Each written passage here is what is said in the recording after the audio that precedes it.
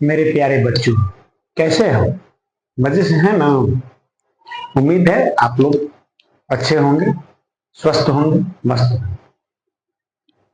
आज हम लोग जर्मन एकीकरण पर बात करेंगे। तो इटली एकीकरण के बारे में मैंने बताया था।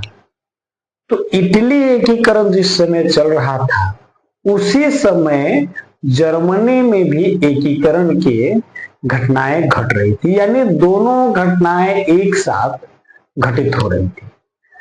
तो जब इटली का एकीकरण पूरा हुआ तो जर्मनी का भी एकीकरण पूरा हुआ है। इस प्रकार से जर्मनी और इटली दोनों की एकीकरण लगभग एक साथ पूरा होता है।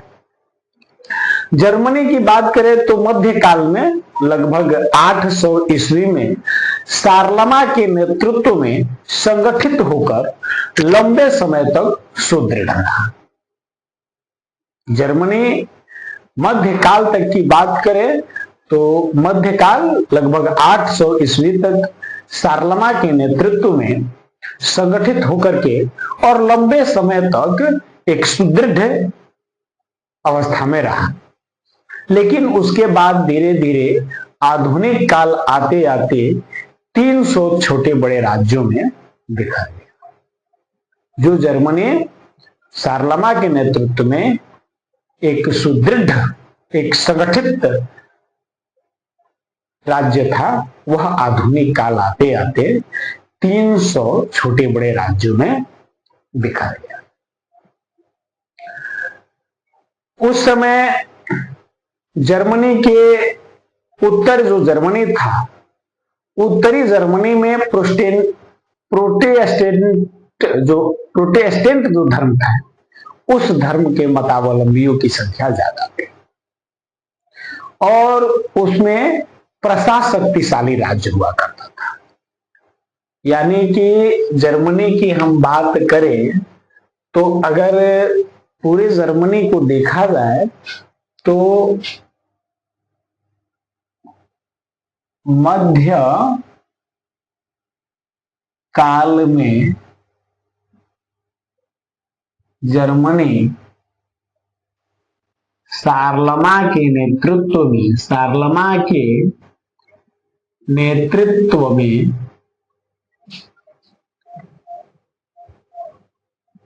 एकत्रित होकर के शारलमा के नेतृत्व में एकत्रित होकर के संगठित होकर लंबे समय तक सुदृढ़ रहा। परंतु आधुनिक काल आते आते यह 300 छोटे बड़े राज्यों में बिखर गया। इधर जो उत्तर जर्मनी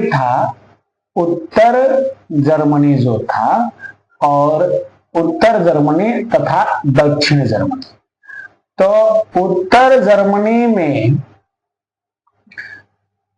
प्रोटेस्टेंट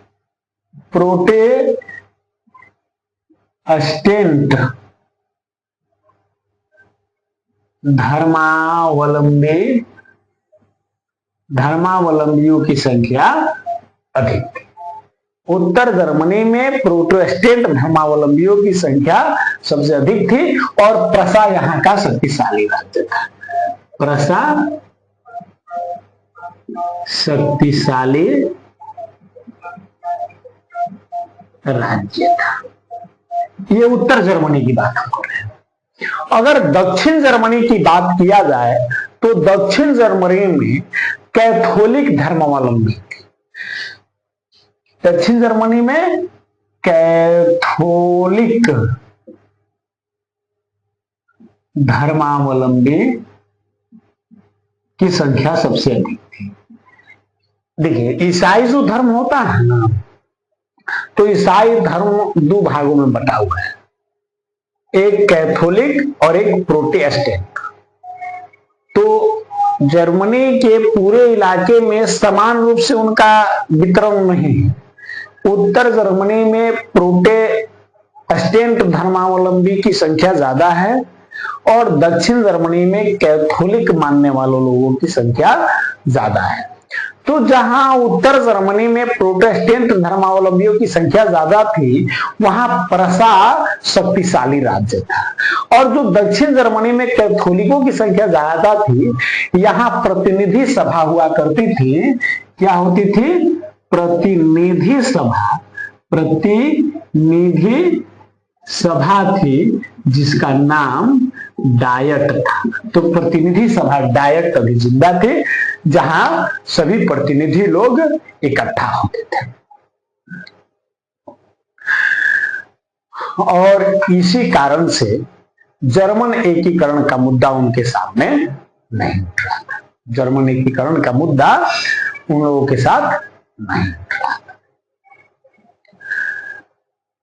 वहां राष्ट्रवादी भावनाओं की कमी थी। जर्मनी में राष्ट्रवादी भावना अभी पनप नहीं पड़ रहा था।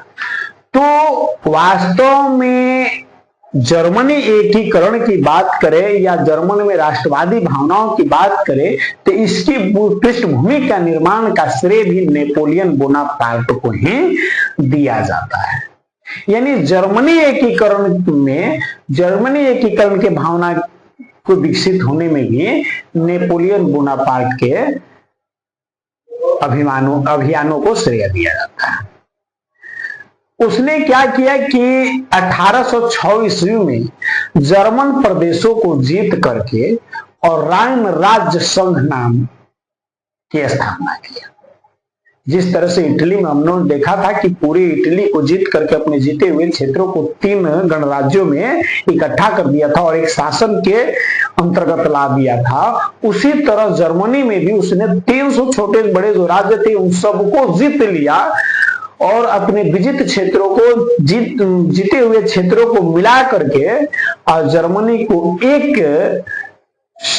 राष्ट्र में बदलने का, एक राज्य में बदलने का काम किया और राइन राज्य संघ की स्थापना किया, जहां से राष्ट्रवादी भावना बढ़ना शुरू हुआ। जब जनता एकत्रित हुई, एकता की भावना बढ़ी और यहीं से जर्मन राष्ट्रवाद की भावना धीरे धीरे बढ़ने लगी। तो क्या होता है, 1806 ईस्वी में नेपोलियन बोनापार्ट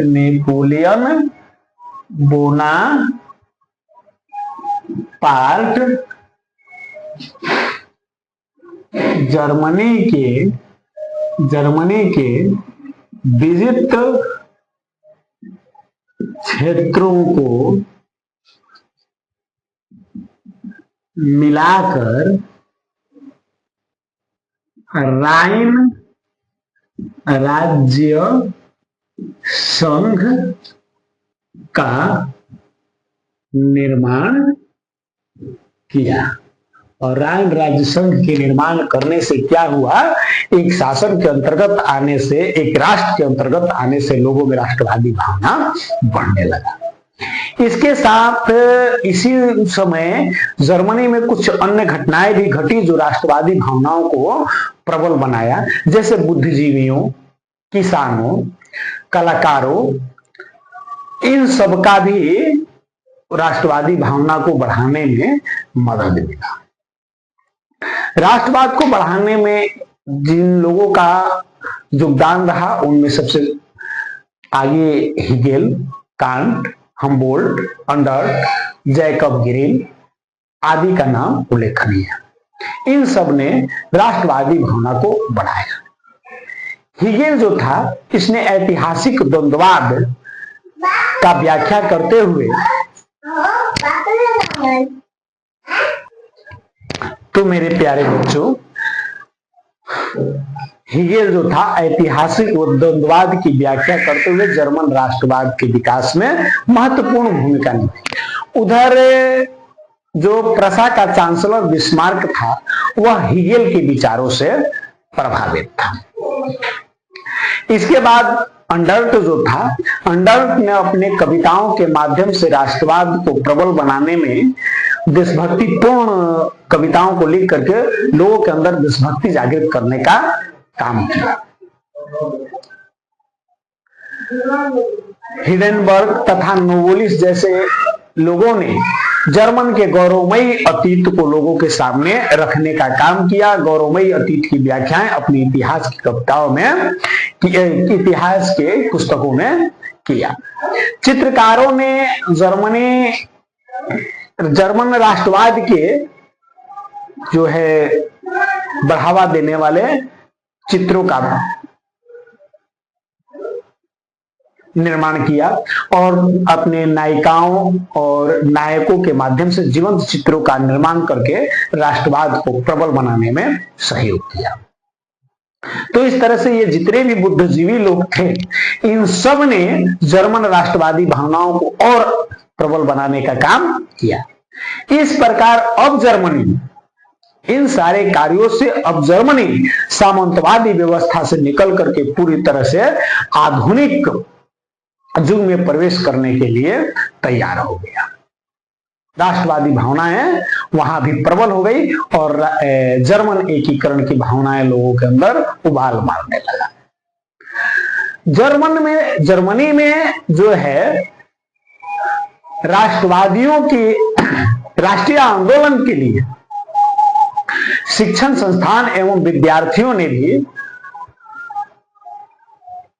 बढ़ चढ़कर का हिस्सा लेना शुरू कर दिया और इन सब कार्यों के लिए, राष्ट्रीय आंदोलन को बढ़ावा देने के लिए शिक्षकों एवं विद्यार्थियों ने जर्मनी एकीकरण के उद्देश्य को ध्यान में रख करके, माने वहां के शिक्षक, विद्यार्थी, शिक्षण संस्थाएं, ये सब राष्ट्रवादी भावनाओं को आगे बढ़ाने में, जर्मन एकीकरण की दिशा दशा तय करने में काफी महत्वपूर्ण भूमिका निभाई और शिक्षकों तथा विद्यार्थियों ने जर्मनी एकीकरण की उद्देश्य को ध्यान में रख करके ब्रुसेनफेस्ट नामक संस्था स्थापित किया।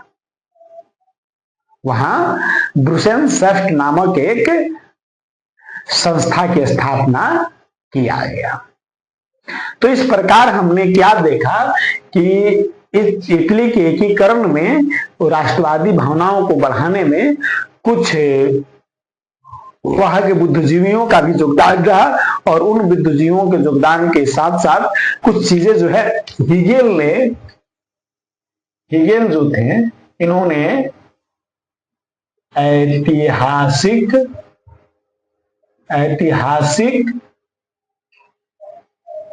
द्वंद्ववाद की व्याख्या की और अंडर्ट ने अपने कविताओं के माध्यम से राष्ट्रवाद जगाने का काम किया और बिस्मार्क जो था, बिस्मार्क हेगेल के विचारों से प्रभावित था। हेगेल के विचारों से प्रभावित था, हेगेल के विचारों से प्रभावित था। ये चीजें हम लोग जान गए। इसके बाद हाइडेनबर्ग तथा नोबलिस ने जर्मन के गौरवमयी अतीत की व्याख्या किया। शिक्षक एवं विद्यार्थियों ने क्या किया? शिक्षक एवं विद्यार्थियों ने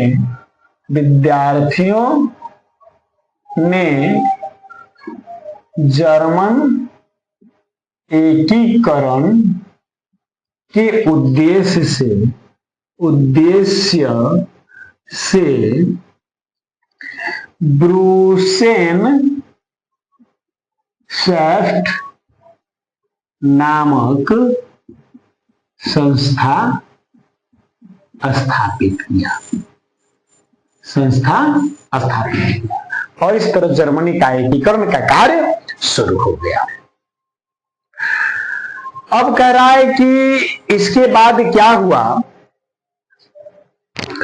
वाइमर राज्य का जो येना विश्वविद्यालय था, यह राष्ट्रीय आंदोलन का केंद्र था। जर्मनी में वाइमर राज्य का जो येना विश्वविद्यालय था, यह राष्ट्रीय आंदोलन का केंद्र था। यानी वाइमर राज्य का येना विश्वविद्यालय राष्ट्रीय आंदोलन का केंद्र था। यहीं से सबका नेतृत्व किया जा रहा था, येना विश्वविद्यालय से। मेटरनिख ने क्या किया कि इस आंदोलन को दबाने के लिए, इस तरह की राष्ट्रवादी भावनाओं को कुचलने के लिए उसने कालस्वाद का आदेश जारी कर दिया। मेटरनिख याद होगा आप लोगों को, जब इटली एकीकरण में पढ़ाया हूं तो उस समय आपको मेटरनिख की बात बताया था कि इटली एकीकरण की सबसे बड़ी बाधा ऑस्ट्रिया थी, ऑस्ट्रिया के चांसलर मेटरनिख थे। तो केवल वो इटली एकीकरण का ही बाधा नहीं था, वो जर्मनी एकीकरण का भी बाधा था। तो जर्मनी में जब इस तरह की भावनाएं उठी तो इस आंदोलन को भी उसने दबाने का प्रयास किया और इस आंदोलन को कुचलने के लिए उसने क्या किया, कालस्वाद का आदेश जारी कर दिया। लेकिन यह आदेश जर्मनी एकीकरण को रोकने के लिए, राष्ट्रीय आंदोलन को दबाने के लिए आदेश जारी किया गया, परंतु इसने उल्टा प्रतिक्रिया उत्पन्न किया। इसने राष्ट्रवादी धारा को और प्रबल बनाने का काम किया, जिसने एकीकरण के काम को आगे बढ़ाने में सहायता पहुंचा दिया। इस आदेश के माध्यम से जनता में और उबाल आ गई, जनता और भी आक्रोशित हो गई और पूरे तन मन के साथ जुट गई और इस प्रकार एकीकरण की भावना और तीव्र हो गई। इसी परिप्रेक्ष्य में एकीकरण की कुछ आर्थिक परिस्थितियां भी निर्मित होने लगी। अब तक एकीकरण का भावना तो बढ़ ही रहा था, राजनैतिक दृष्टिकोण से, राष्ट्रीय दृष्टिकोण से, सामाजिक दृष्टिकोण से एकीकरण के मार्ग तो बढ़ ही रहा था। कुछ आर्थिक परिस्थितियां भी एकीकरण के पक्ष में उभर कर सामने हुआ। क्या कि 1834 ईस्वी में जर्मनी के व्यापारियों ने एक आर्थिक व्यापारिक समानता के लिए प्रसा के नेतृत्व में जालवेरिन नामक आर्थिक संघ की स्थापना किया। क्या हुआ? आर्थिक परिस्थितियां किस तरह से तय हुई? आर्थिक परिस्थितियां इस तरह से तय हुई कि 1834 ईस्वी में जितने भी व्यापारी लोग थे, जर्मनी के सारे व्यापारियों ने आर्थिक व्यापारिक समानता के लिए, जो देश में व्यापारिक असमानताएं उत्पन्न हुई थी, उन असमानताओं को दूर करके और एक समानता लाने के लिए प्रसा के नेतृत्व में जालवेरिन नामक आर्थिक संघ बनाया। इसके विषय में कहा जाता है कि इस संघ ने क्या किया कि जो जर्मनी की क्षेत्रीय आदतें थी, क्षेत्रीय आदत का मतलब यह हुआ कि जैसे ये क्षेत्र हमारा है, वो क्षेत्र हमारा है। जैसे भारत की बात करें तो बंगाल कहें कि हमारा है, बिहार के लोग कहें कि बिहार हमारा है, उसी तरह पंजाब पंजाबियों का, महाराष्ट्र मराठियों का, इस तरह से एक क्षेत्रवादी भावना होती है। तो इस तरह के क्षेत्रीय भावनाओं को, क्षेत्रीय आदतों को कुचल करके राष्ट्रीय प्रवृत्ति को बढ़ाने का काम किया जालवेरिन नामक संस्था ने। इसके बावजूद भी जर्मन राष्ट्रवादी अभी तक संगठित नहीं हो पाए। ये सारी इतनी चीजें हो गई, लेकिन अभी भी जर्मनी के जो राष्ट्रवादी लोग थे पूर्ण रूप से संगठित नहीं हो सके थे। और फ्रांस की 1830 की क्रांति भी जर्मन राष्ट्रवादियों की भावनाओं को कुछ हवा जरूर दिया था। इसका परिणाम यह हुआ, 1830 की क्रांति जो फ्रांस में हुई, तो हम लोग उस समय पढ़े थे कि 1830 या 1848 की फ्रांसीसी क्रांति का प्रभाव पूरे यूरोप में पड़ा था, तो जर्मनी पर भी पड़ा था। तो जर्मनी पर 1830 की क्रांति का प्रभाव पड़ा, यहाँ की राष्ट्रवादी भावनाओं को थोड़ा बल मिल गया और जो हवा मिल गई, और सेक्सोनी, हनोवर आदि राज्यों में लोकतांत्रिक विद्रोह होना शुरू हो गया। लेकिन जो प्रसा था, प्रसा के शासक बिस्मार्क और ऑस्ट्रिया के शासक मेटरनिख, प्रसा और ऑस्ट्रिया मिल करके इस आंदोलन को कुचल दिया। तो अब तक हम लोगों ने क्या देखा कि एना बाइमन राज्य का एना विश्वविद्यालय राष्ट्रीय आंदोलन का केंद्र बन गया था। यहीं से सारी दिशा और दशा राष्ट्रीय आंदोलन का तय हो रहा था। इसी बीच क्या होता है कि मेटरनिख ने राष्ट्रीय आंदोलन को दबाने के लिए कालस्वाद का आदेश जारी किया। कालस्वाद का आदेश जारी किया, परंतु इसका उल्टा प्रतिक्रिया हुआ और राष्ट्रवादी भावनाएं और बढ़ गई। इधर आर्थिक दशा के रूप में क्या हुआ कि 1834 में व्यापारियों ने प्रसा के नेतृत्व में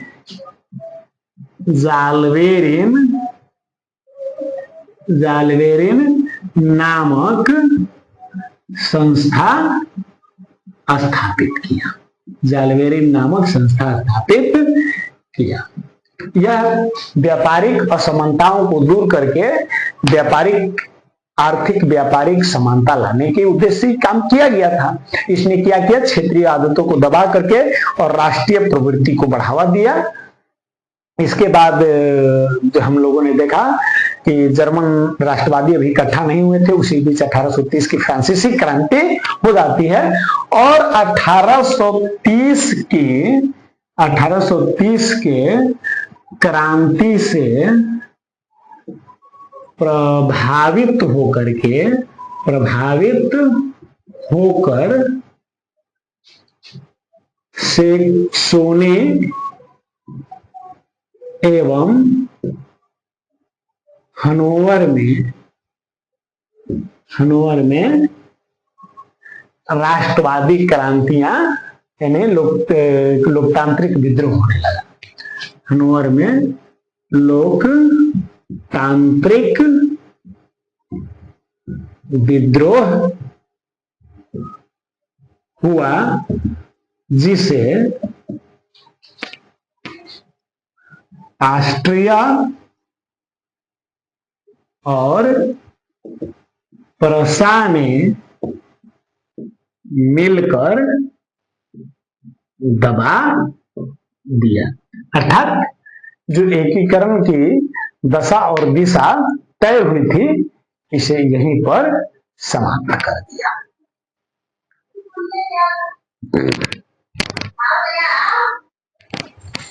तो मेरे प्यारे बच्चों, इस तरह से हमने क्या देखा कि जो क्रांति की दिशा और दशा तय हुई थी, एक ज्वाला सी भड़क गई थी, इस ज्वाला को ऑस्ट्रिया और प्रसा ने मिलकर कुचल दिया। लेकिन फिर 1848 की जो फ्रांसीसी क्रांति हुई, तो इसने एक बार फिर से जर्मन एकीकरण की भावना, राष्ट्रवादी आंदोलनों को भड़का दिया। एक बार फिर से भड़काने का काम किया और एक बार फिर से जनता पूरे जोश के साथ राष्ट्रीय आंदोलन को शुरू कर दिया। और चूंकि 1848 की फ्रांसीसी क्रांति ने मेटरनिख युग को, तो मेरे प्यारे बच्चों क्या हुआ, 1848 की फ्रांसीसी क्रांति ने एक बार फिर से जर्मन राष्ट्रवादी भावनाओं को भड़काया और इधर मेटरनिख युग का अंत हो गया। 1848 की फ्रांसीसी क्रांति के बाद हम लोगों ने जाना था कि मेटरनिख युग का अंत हो गया, मेटरनिख जो है खत्म हो गया। इससे क्या हुआ कि ऑस्ट्रिया के तरफ से जो अड़चने उत्पन्न हो रही थी, वो अड़चने कुछ कम हो गई।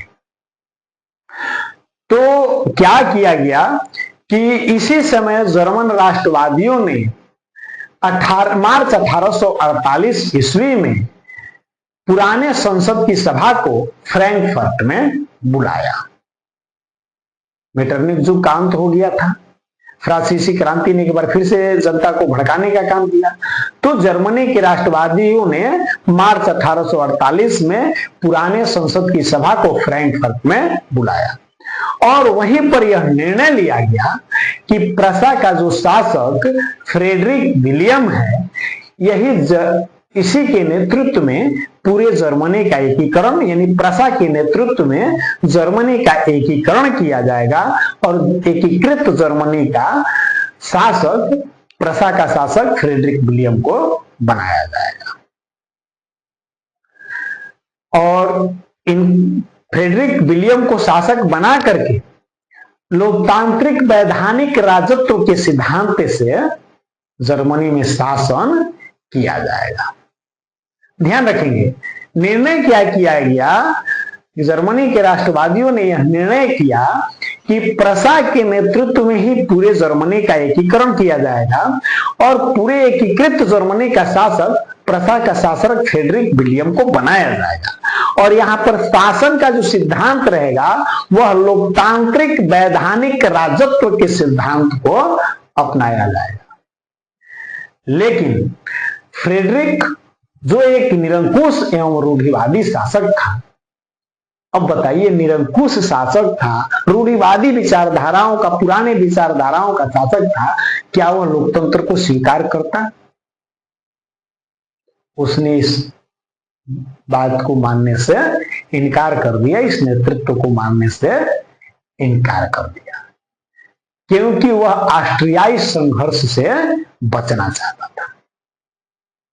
इसीलिए उसने इस बात को मानने से इनकार कर दिया। उधर कुछ दक्षिण जो जर्मन के क्षेत्रों में जो दक्षिणी राज्य थे, उस राज्यों ने भी विरोध करना शुरू कर दिया। ऐसे में एक बार फिर से ऑस्ट्रिया और प्रसा को मौका मिल गया और ऑस्ट्रिया और प्रसा ने मिलकर के फिर से इस उभर रहे राष्ट्रवादी आंदोलन को दबा देने का काम किया। तो अब क्या होता है, 1848 के फ्रांसीसी क्रांति से राष्ट्रवाद को पुनः बल मिला। उधर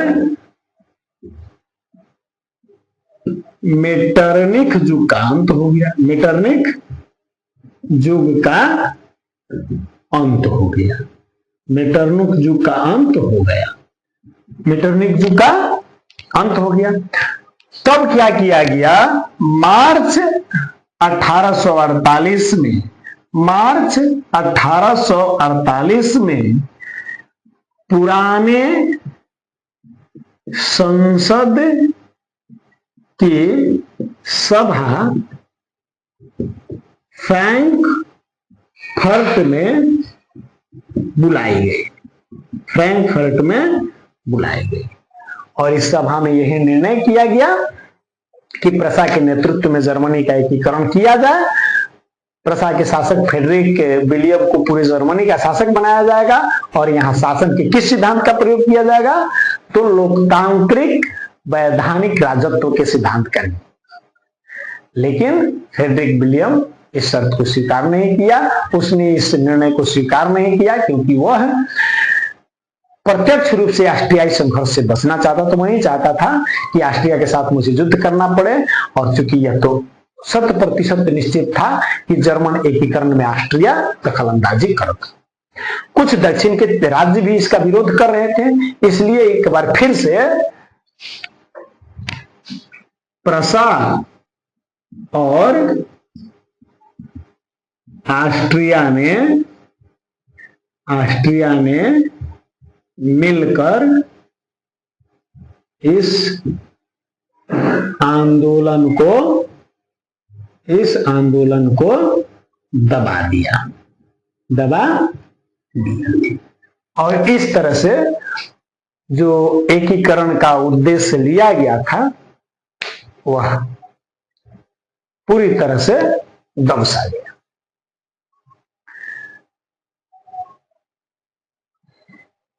लेकिन एक बात ध्यान रखेंगे, जो एकीकरण का मार्ग अवरुद्ध हो गया। ये सारी परिस्थितियां ऐसी उत्पन्न हो गई कि एकीकरण का जो पूर्ण रूप से हम देख रहे हैं कि एकीकरण एकदम अपने चरम सीमा पर पहुंच गया था, एकाएक ऐसी परिस्थितियां आई कि कुल मिलाकर के पूरे राष्ट्रवाद को दबा दिया और एकीकरण का मार्ग अवरुद्ध हो गया तथा राज्यों में विद्रोह की स्थिति पैदा हो गई और फिर इस विद्रोह को ऑस्ट्रिया और प्रसा ने मिलकर के कुचल दिया।